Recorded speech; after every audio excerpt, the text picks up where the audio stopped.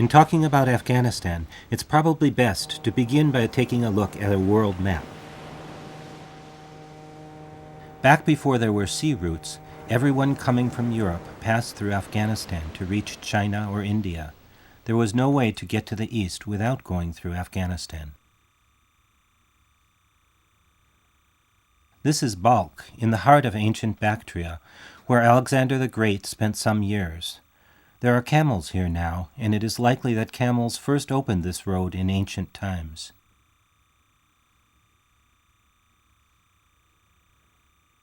Traces of various races of people were thought to be buried in these ruins, but none have been found despite repeated excavation. It is a source of some mystery.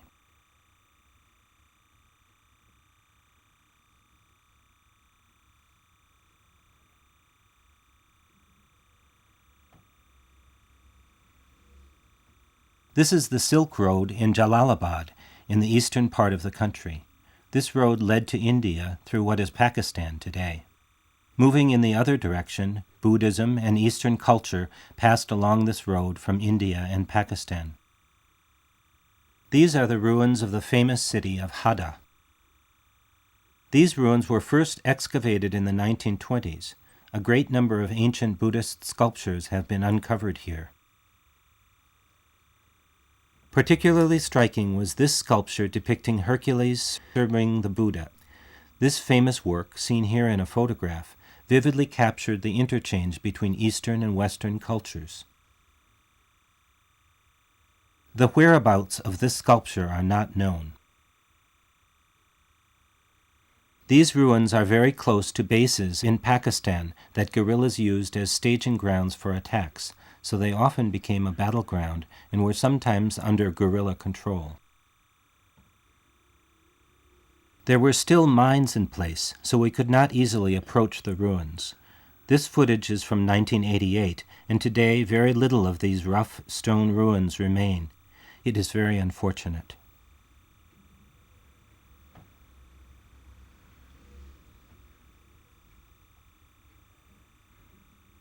Beginning in the early 20th century, artifacts that were unearthed in various parts of Afghanistan began to be gathered in Kabul. The royal family, recognizing the value of these relics, established a museum to house them. This is the Kabul National Museum prior to its destruction. This is the devastated Kabul National Museum, photographed in 2002 by a woman named Izuka Junko.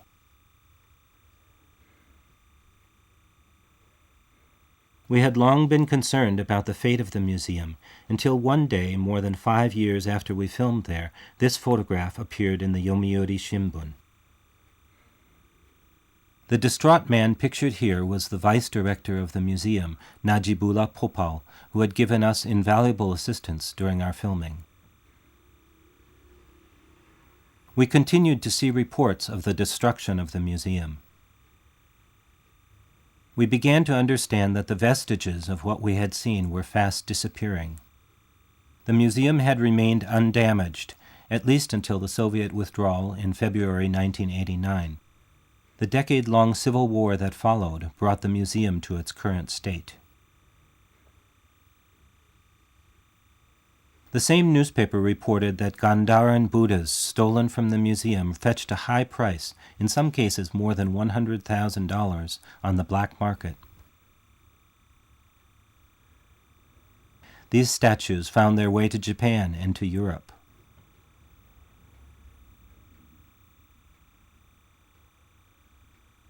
Efforts were made to evacuate the treasures for safekeeping, but they weren't enough.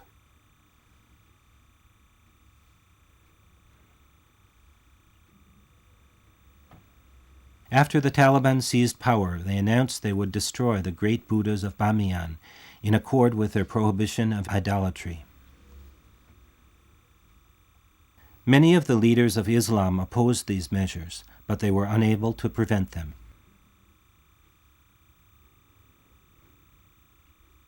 They say this destruction was carried out by young people who had no understanding of Afghanistan's history.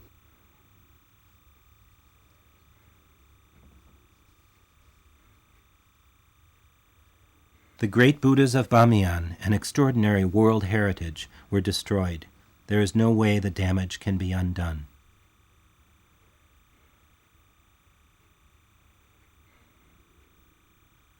These ruins were filled with stone buildings and caves, and thus were used to build military strongholds.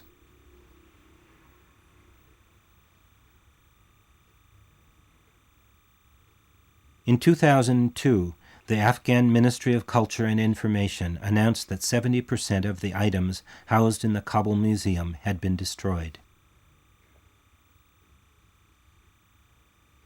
Because of these developments, we decided to take a look back at the Kabul Museum we had filmed years before.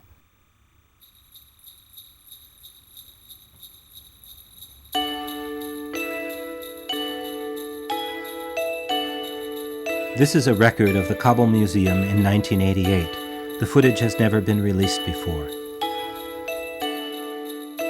This is the exterior of the museum as it appeared at the time. It was located in a very quiet corner of the city.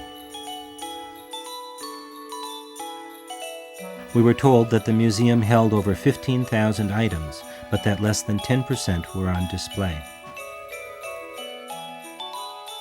9 out of 10 items housed in the museum were unearthed in Afghanistan.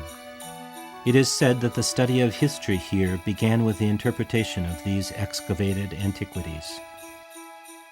History texts then in use in Afghan schools only went as far back as the birth of Muhammad in the 6th century, so for many, seeing these relics was an introduction to a more ancient history.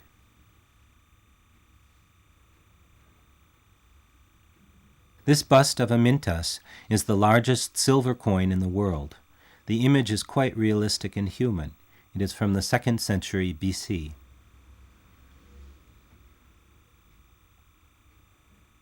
Given the existence of coins like these, it had long been speculated that there was an ancient country called Greco-Bactria, but the actual location of the country remained a mystery. Then, as study of the 2,000-year-old society known only through its coins progressed, ruins were discovered in a place called Ai-Khanom. These are the ruins of Ai-Khanom, near the border with the former Soviet Union. This site was discovered only in the mid-1960s, which is not very long ago. There was an amphitheater, the symbol of Greek architecture, large enough to hold 6,000 people, as well as a gymnasium and other buildings. This room, the Ai-Khanom room, is one of the most famous in the Kabul Museum. At its center is a statue of Hermes.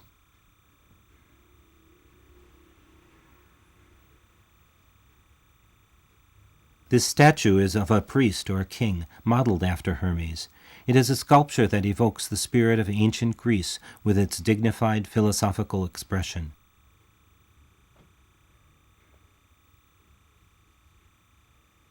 These relics are said to have come from the Mediterranean region during the era of Alexander the Great. This is a statue of Hercules. It is a very youthful, realistic Hercules that brings to mind Alexander the Great himself.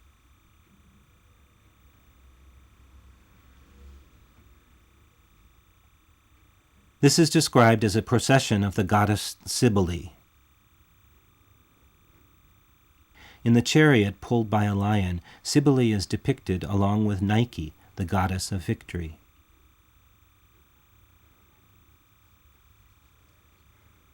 The sun god is also shown. At his side are the moon and the stars.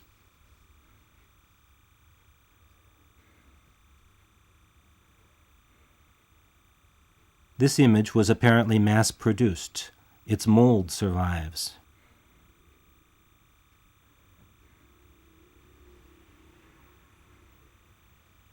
This is a commemorative plaque with the image of Poseidon, the god of the sea.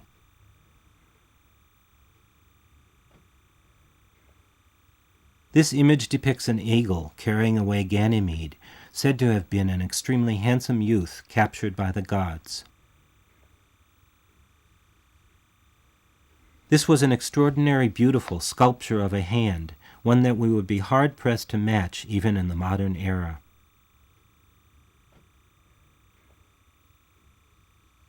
There were a large number of sculptures from the Greco-Bactrian era. The world of ancient Greece unfolded in these many images. Very few of these items were made by Afghanis. Among the relics was the left foot of Zeus, the king of the Greek gods.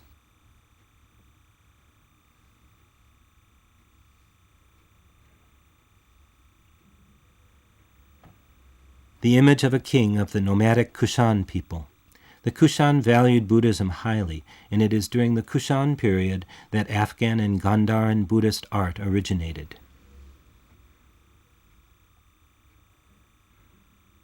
The patterns on this image provide a sense of the designs favored by the indigenous people during the Kushan period.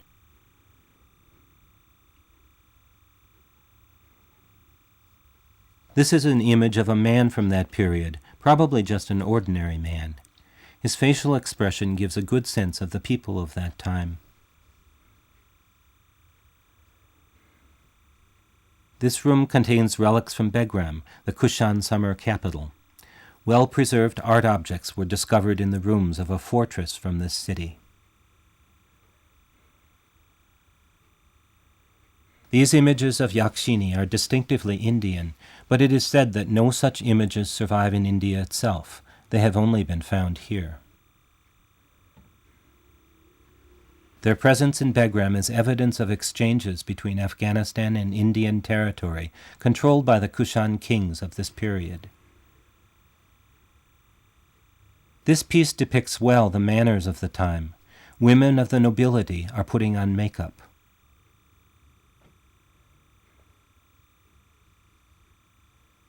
One holds a mirror in her hands. Their voluptuous figures are liberally depicted. This image indicates the strength of Indian influence on Afghanistan during this period.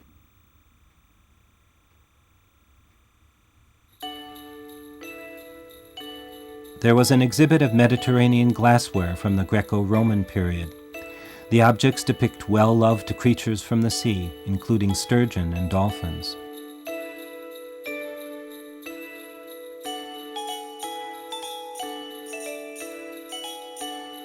This is a glass cup with 4 youths making garlands.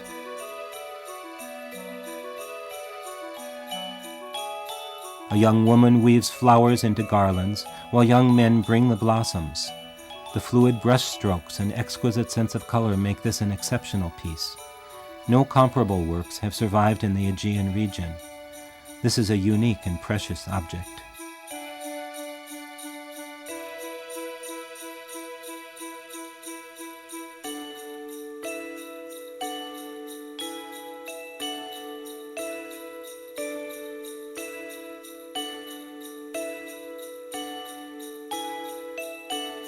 This is also a Greco-Roman goblet.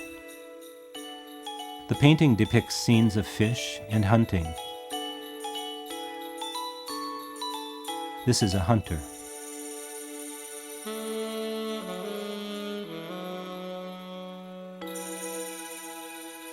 This elaborate glassware depicting the lighthouse called Pharos is also from Alexandria. Greek gods and a variety of boats from the Hellenistic period are depicted. Glasscraft techniques like this were only practiced in Egypt during this time.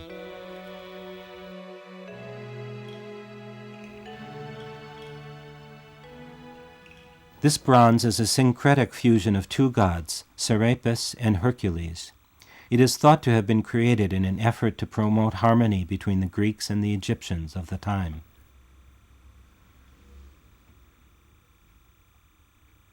A phial.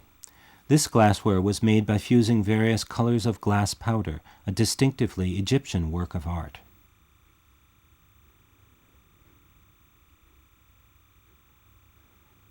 This is a vase in the shape of a bird with a human head. This was probably produced in Egypt, but the typically Indian-style motif is distinctive.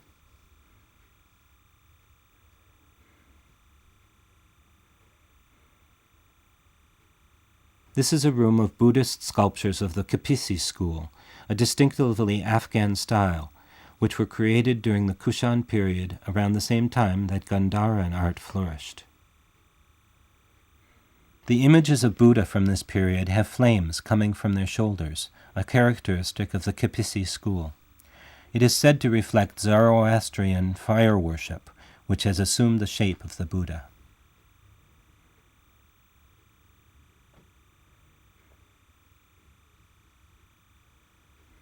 This is a carving of the famous Dipankara Jataka. This depicts the legend in which a prophet named Dipankara came to see Sakyamuni and told him that without fail he would become the Buddha.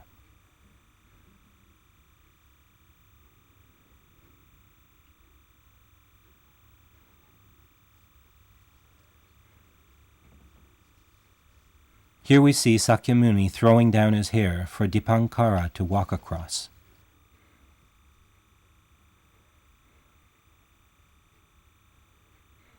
These Kapisi school works are quite formal, and the lines cannot be called graceful. The figures are rigid.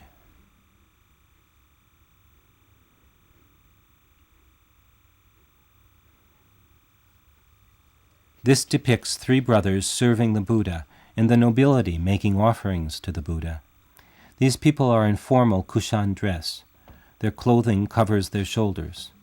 They are thought to have made an offering in support of the Buddha.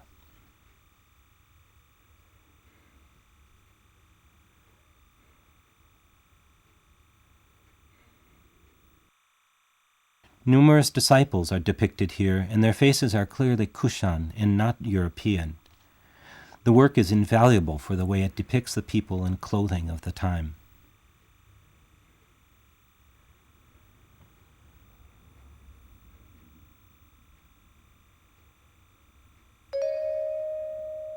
This is a standing Buddha excavated at a site called Jabul Saraj. The rendering of his clothing is quite realistic.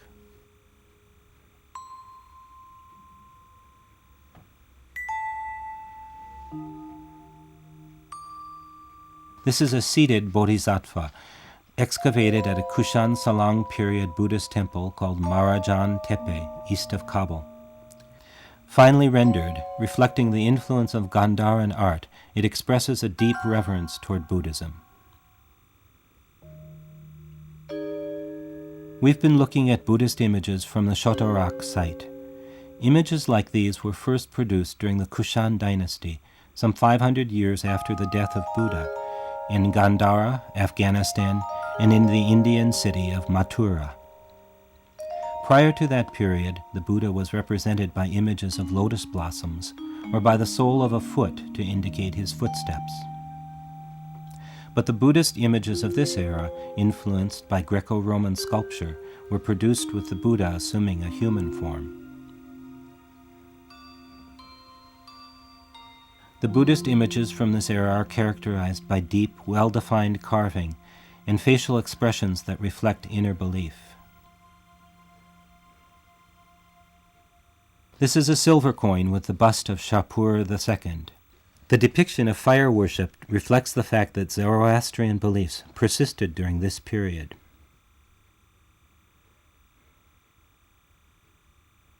Along with the great Buddhas of Bamiyan, the best-known aspect of Afghan antiquity is Gandharan art, exhibited here. Viewed simply as sculpture, the Buddhist images shown here are quite exceptional. Many Afghanis, even if they didn't have much understanding of their own country's history, were drawn to visit this room of the museum.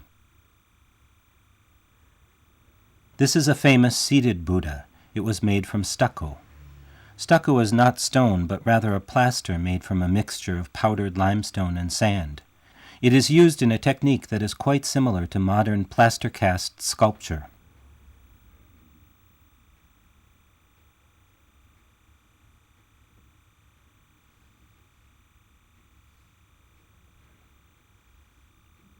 This is also stucco. The use of plaster allows great freedom of expression.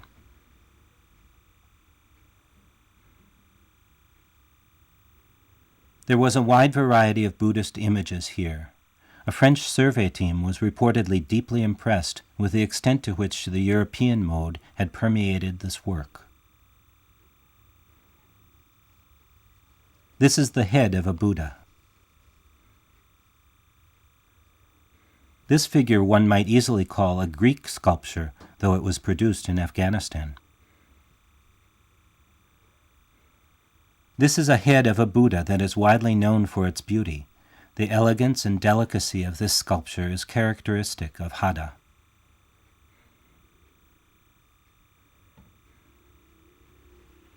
This is said to be a statue of Atlas, the god who holds up the heavens.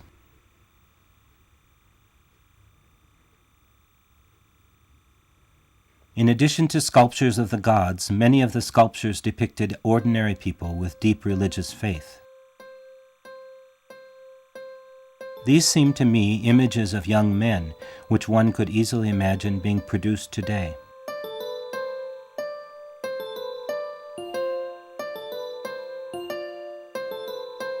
This is a collection of demons. This kind of bold deformation is possible because they were made with the clay-like stucco.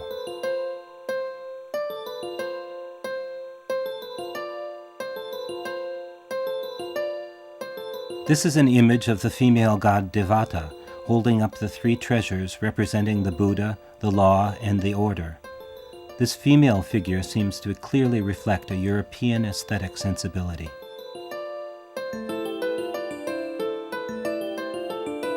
This female figure has no connection to Buddhism, but it seems to me to be a very beautiful depiction of the female ideal. There is still color on her lips, and she has an extraordinarily beautiful expression.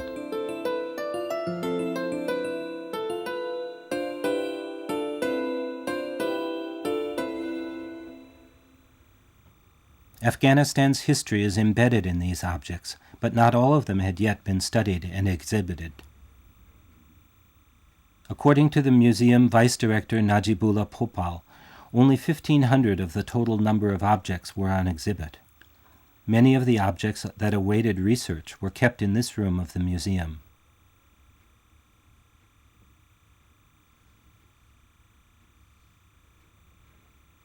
All of these objects were unearthed at Hada. Research into Afghan art only began in earnest in the mid-20th century. More time was needed before its history could be understood.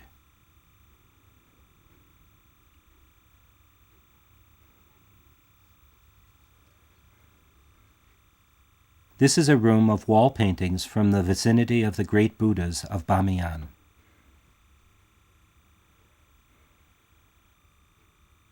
Among these, the painting of a seated Buddha is especially noted for its vivid colors. It is considered the wellspring for Buddhist wall paintings throughout the world.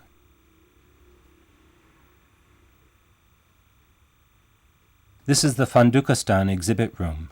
These works from the 7th and 8th centuries represent the last period of Buddhist art. This seated Buddha was made from clay. This made it possible to produce finely rendered expression. The statue was then painted. This is a very arresting figure, which seems alive to its fingertips and whose eyes stare right out at the visitor. Its elegance and refinement and its mystery epitomize the ancient art of Afghanistan.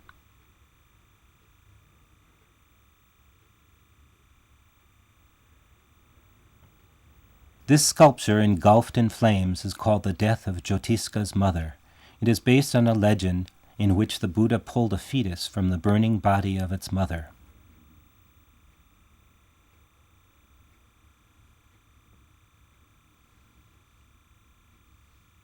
This bodhisattva appears in many art books as a leading example of Afghani art. It has absorbed both the influence of Iran and India, reflected in its adornment and expression.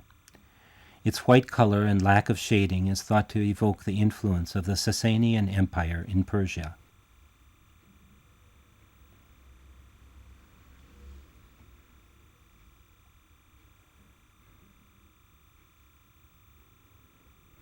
The many works of art that were not yet on display at the museum were kept in storage under strict security.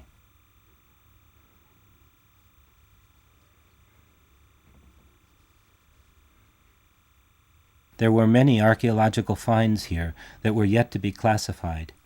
It was said that considerable time would be needed to put these items in order.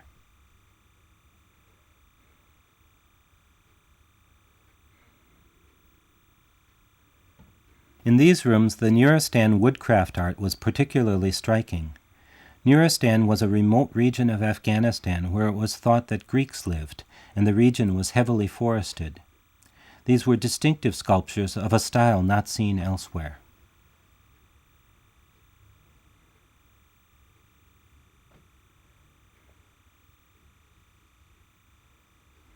This is a large marble pot displayed at the entrance to the museum.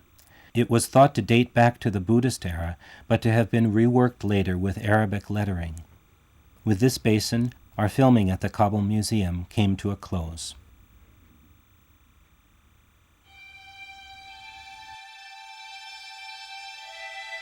Beginning over 1,000 years ago, Islam erected beautiful mosques throughout Afghanistan. I had the sense that all of Islamic art was concentrated into these buildings. Today, too, with some 98% of the country Muslim, it is at these mosques that people gather for prayer.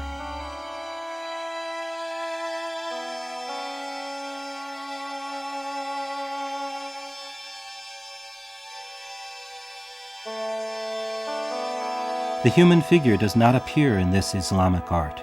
Instead, the mosques are decorated with distinctive ornamentation made with flowers and grasses and beautifully rendered Arabic lettering. Meanwhile, Buddhist and Greco-Roman art were considered the art of infidels and were kept at a great distance.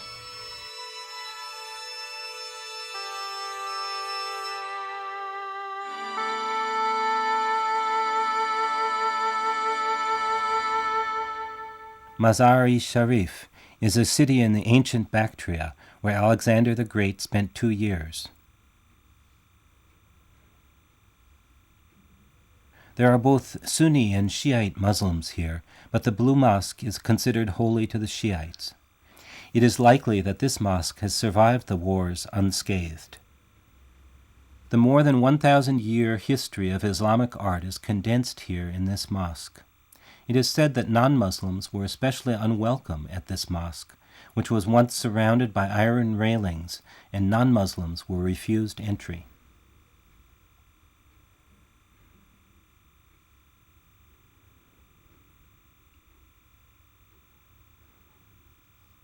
That Islamic art took the form of mosque architecture meant that it was very close to people's lives. It is a testament to the intensity of religious faith over the centuries. The words written here in the mosaic walls represent an aesthetic whole that has been a continuous presence in Afghan life. For the most part, this world has escaped the flames of war.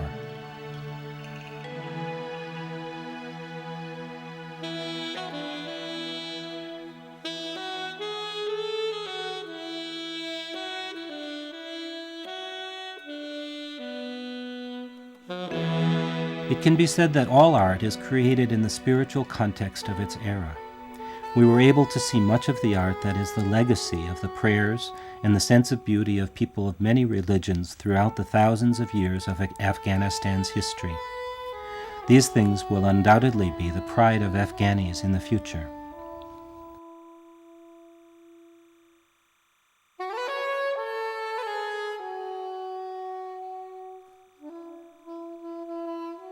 Recently, the discovery of new ruins and the re-excavation of existing ruins have repeatedly been in the news. According to the Afghan government, only 200 archaeological sites are registered, but over 4,000 exist. There is still much to be learned. Preparations are underway in Japan to return 20 relics from the Kabul Museum that made their way to Japan. I sincerely hope that all of these treasures are returned to Afghanistan, where they belong and from where they can issue their appeal to the peoples of the world.